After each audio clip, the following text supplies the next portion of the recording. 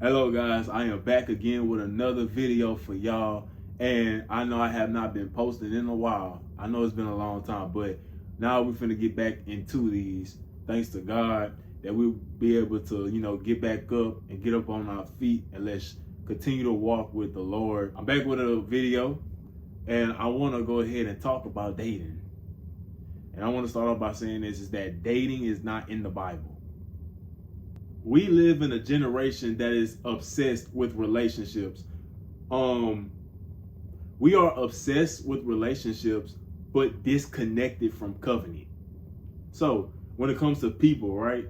People know how to text, flirt, talk, sneak, and post couple pictures, but they do not know how to pursue God's design.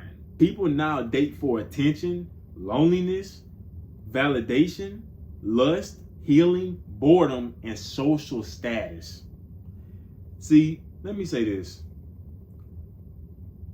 God never created relationships to satisfy our flesh.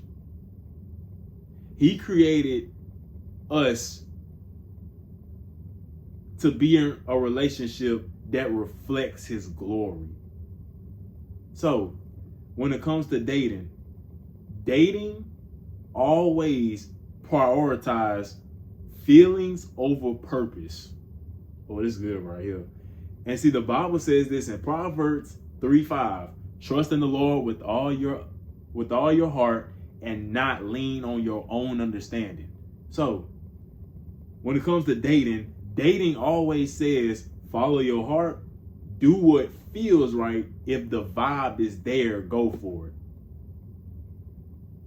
But when it comes to feelings are unstable. Why? Because people will say, I love you, right? But the next day they say, I need space. So, God never intended relationships to be led by emotions without wisdom. See, biblical relationships were intentional.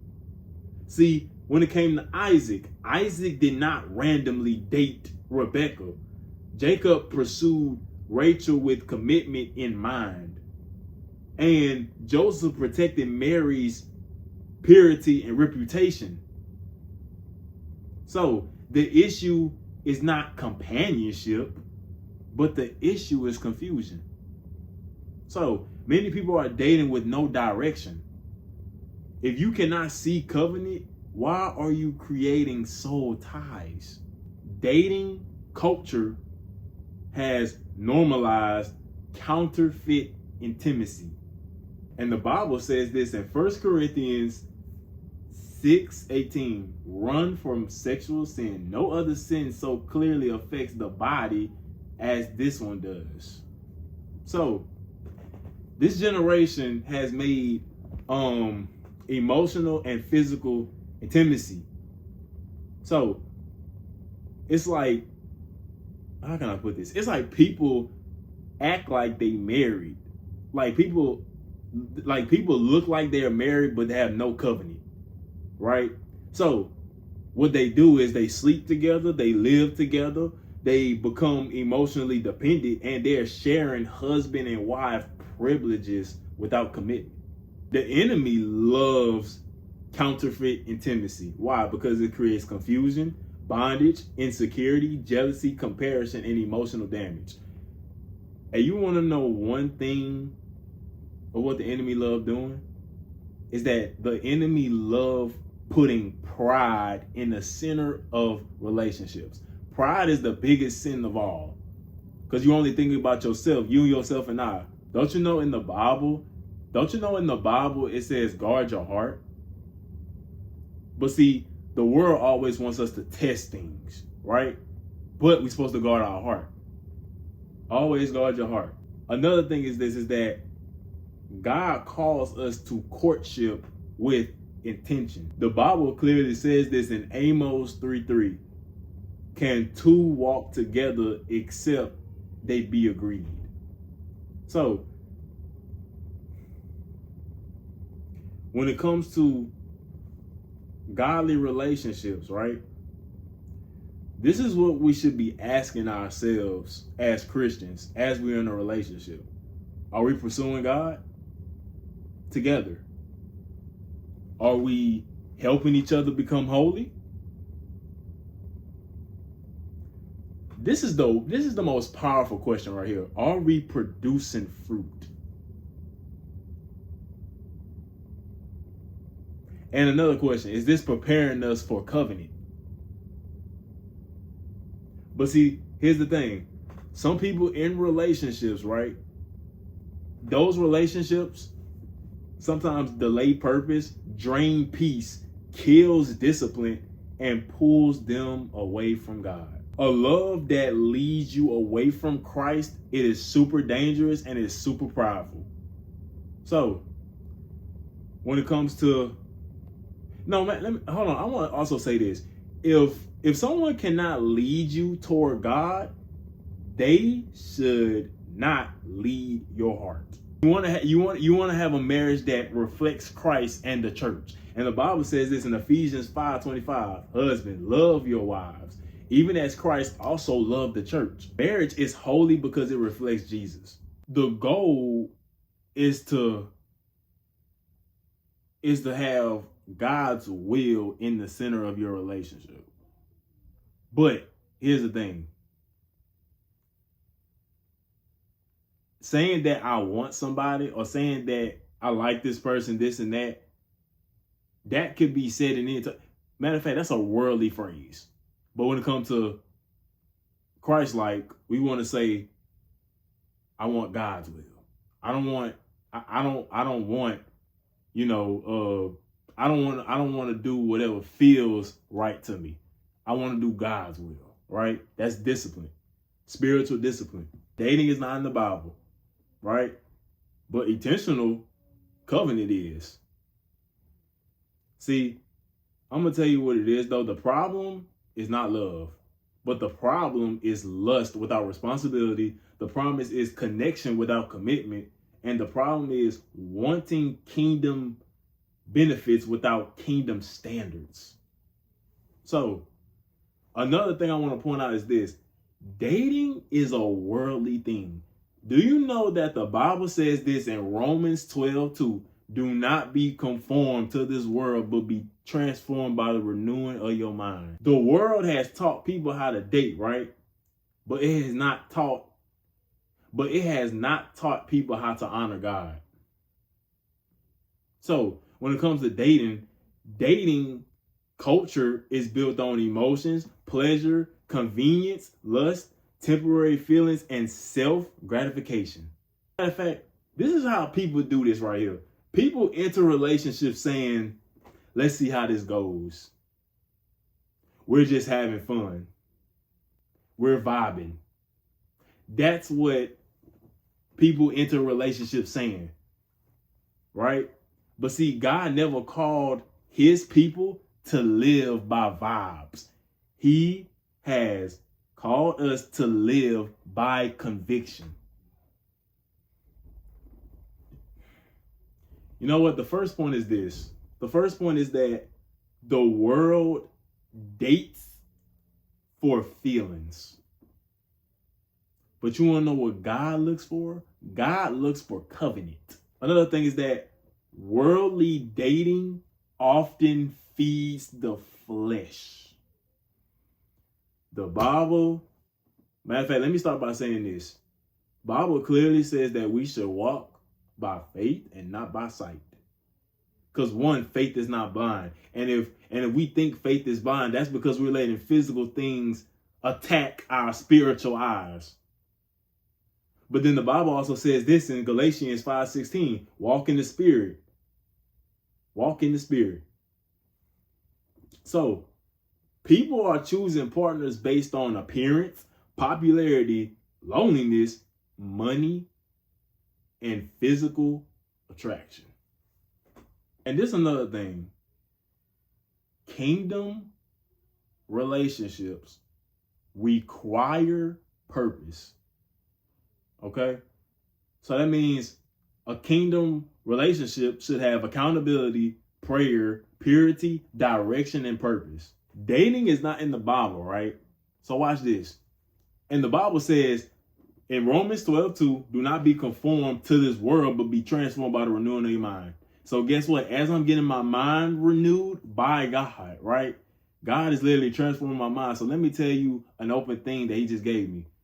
Let me tell y'all something. If you're dating somebody, you're still single. The Bible says you're either single or married. It does not say nothing about dating. So if you're dating somebody, so if you're doing a worldly thing, you are still single. Oh, she's my girlfriend. Okay? She's your girl, but she's a friend. That's clearly what it is. If you're dating somebody, you're clearly single. You don't have no ring on your finger, so you're clearly single. If you don't have no ring on your finger, you are single. Just because you have a boyfriend, girlfriend, does not mean you're taken. Does not mean you are committed. You're still single. And see, the Bible says this in 1 Corinthians 7:34. There is difference between a wife and a virgin. The unmarried woman care for the things of the Lord. So let me say this. You know that when it comes to relationships, this is what people say when it comes to like people treat dating like it's marriage, right? People be saying that's my person, or that's my forever, or we basically married. We ain't never leaving each other. So if there is no covenant, there's no marriage. We all know that. Dating does not make two people one in God's eyes. Dating does not make one in God's eyes. So when it comes to covenant before God, right? No matter of fact, how about this? If there is no covenant made with God, you're still single. So just because you're dating somebody don't mean nothing. You're not committed. Right? You're still single. And this is another thing I can say is that we make singleness and marriage a competition. The Bible clearly says this in 1 Corinthians chapter 7, that being married and being single are both a gift. And then the Bible says, do not be conformed to this world. You know what that tells me?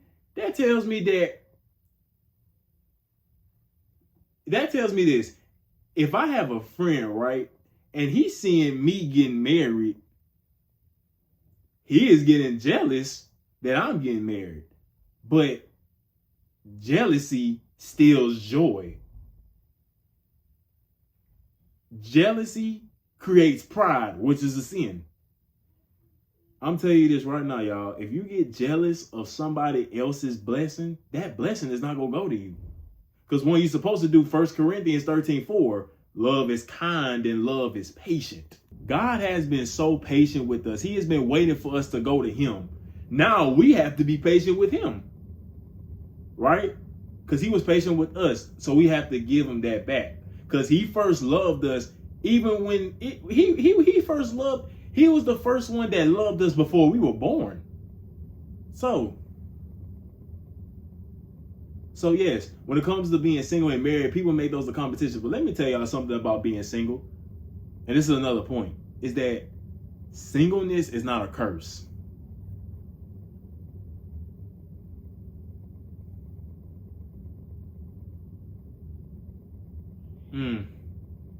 Singleness is not a curse. You know that people rush into relationships because they fear being alone?